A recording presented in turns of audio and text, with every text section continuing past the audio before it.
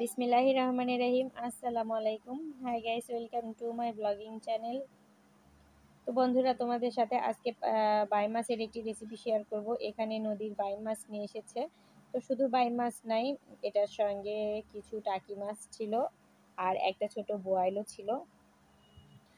আর এখানে দুটো পাঙাশ মাছ আছে। তো পাঙাশ মাছ দুটো বাচ্চাদের জন্য আনা হয়েছে, ওরা কাটালা মাছ খেতে পারে না, এই কারণে। তো টাকি মাছগুলো আমি ভর্তার জন্য আলাদা করে রেখে দিব। এই টাকিগুলো দিয়ে আমি পেঁয়াজের ভর্তা করে খাবো, তো এই কারণে আর কি আলাদা করেই রাখলাম। আর বাই মাছগুলো আমি ফ্রিজেই রেখে দিব, তো আমি অল্প পরিমাণই নিব। তো পাঙাশগুলো প্যাকেটিং করে ফ্রিজে রেখে দিয়েছি।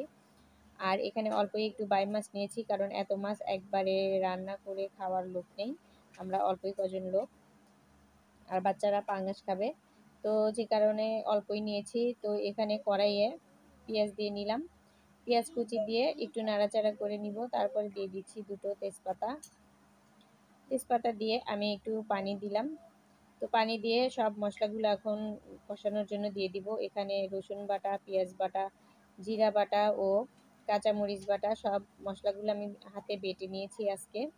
তো বাটা মশলা দিয়ে রান্না করলে অনেক টেস্ট হয় তরকারি। তো আসলে সময়ের অভাবে সব কিছু ব্লেন্ডার করে আর কি রান্না করি, কারণ সময় পাওয়া যায় না একদমই, বাসায় প্রচণ্ড কাজের চাপ, এই কারণে আর কি সব মশলাগুলো আর কি গুঁড়োই দেই আমি আর ব্লেন্ডার করে রাখি।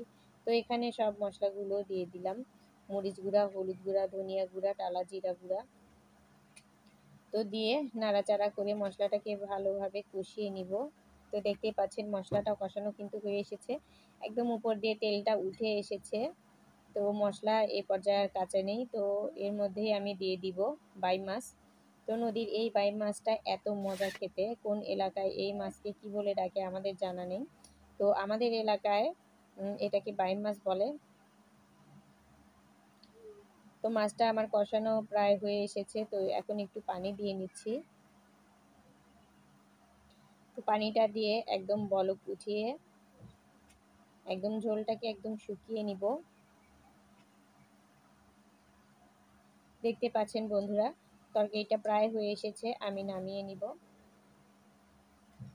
যদি ধনিয়া পাতা থাকে তাহলে অ্যাড করা যেত, যেহেতু এখন গরমের সিজন আর আমাদের গ্রাম অঞ্চলে ধনিয়া পাতাটা সবসময় পাওয়া যায় না। তো বন্ধুরা দেখতেই পাচ্ছেন, এই তো মাছটা আর কি আমি একটা বাটিতে ঢেলে নিয়েছি। দেখতেই পাচ্ছেন কতটা লোভনীয় লাগছে দেখতে।